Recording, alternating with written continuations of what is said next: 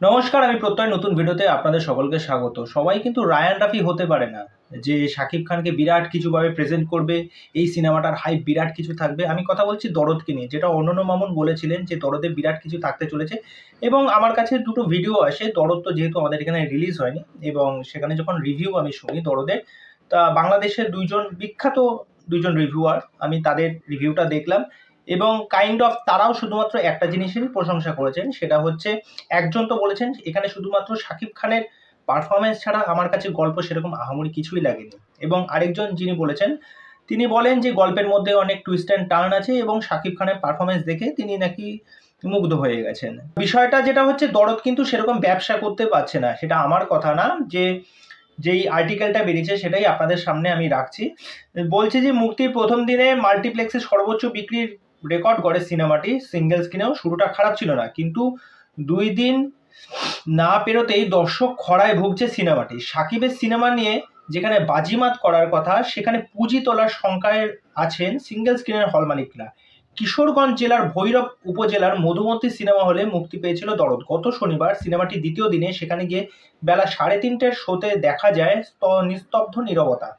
নিচে দর্শক শূন্য থাকলেও ডিসিতে গিয়ে পাওয়া যায় 12 থেকে 15 জন দর্শক। হলে দায়িত্বরত এক কর্মচারী প্রথম আলোককে জানান, কোনো শোতে আশানুরূপ দর্শক পাওয়া যাচ্ছে না, এভাবে চললে পুঁজি ওঠানো কিন্তু অসম্ভব।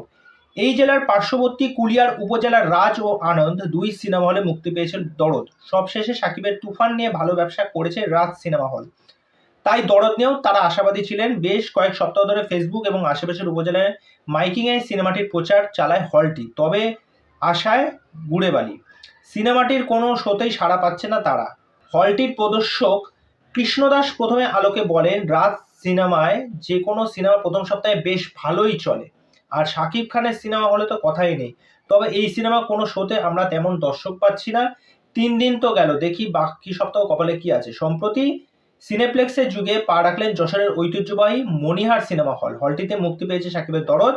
আজ রোববার কথা হলো যশোরের মনিহার সিনেপ্লেক্সের ম্যানেজার ফারুক আহমেদের সঙ্গে। তিনি জানান, শুক্রবার মোটামুটি ভালো শুরু হয়েছিল দরদ, কিন্তু শনিবার থেকেই ছন্দ পতন। প্রতিদিন 5টি শো চললেও কোনো শোতেই তেমন দর্শক হচ্ছে না। সাম্প্রতিক সময়ে শাকিব খানের কোনো ছবিতে মুক্তির প্রথম দিনেই এমন খরা তারা দেখতে হয়নি বলে জানান তিনি। তা বিষয়টা কি দাঁড়ালো? সবাই কিন্তু রায়ান রাফি হতে পারে না। অনন্য মামুন যেটা দাবি করেছিলেন যে দরদ বিরাট কিছু একটা করবে, যদিও বা আমাদের এখানে সিনেমাটা আসেনি, আমি দেখিনি, সেই জন্য সিনেমাটার ভালো খারাপ দিক আমি বলতে পারবো না। সিনেমাটা আমাদের এখানে ভারতে আসুক, রিলিজ করুক, তবে আমি সিনেমাটা দেখার পর আমি বলতে পারবো সিনেমাটা কেমন হয়েছে। তা রায়ান রাফি যেরকম ভাবে তুফানে শাকিব খানকে যেরকম ভাবে লার্জার দ্যান লাইফ ভাবে প্রেজেন্ট করেছিলেন, যেখানে শাকিব খানের অ্যাকশন ছিল, সোয়াগ ছিল, মানে সেই আলাদা স্টাইল ছিল। যাই হোক, তা সব সিনেমায় যে একই রকম ধারাবাহিকতা থাকবে সেটা তো না। তা সেরকম ভাবে কিন্তু ব্যবসা লাভ করতে পারছে না, সেটা কিন্তু একটি সংবাদ মাধ্যম থেকে আর্টিকেলটা এসেছে, সেটা আপনাদেরকে পড়ে শোনালাম। এবার এইটা নিয়ে অনেকে বলতে পারো এটা মিথ্যা, এটা রটানো গুজব। দেখুন, যেহেতু হল মালিক বা হল কর্তৃপক্ষ যারা নিজেরা সংবাদ মাধ্যমকে জানাচ্ছে যে শাকিব খানের সিনেমায় এরকম খরা অবস্থা তারা দেখে না, সুতরাং এই বিষয়টা কি করে মিথ্যা বলা যায়? তা যাই হোক, এই বিষয় নিয়ে আপনাদের কি মতামত সেটা অবশ্যই আপনারা কমেন্ট করে জানান। তা খারাপ লাগছে বিষয়টা যে শাকিব খানের সিনেমা এরকম ব্যবসা লাভ করতে পারছে না।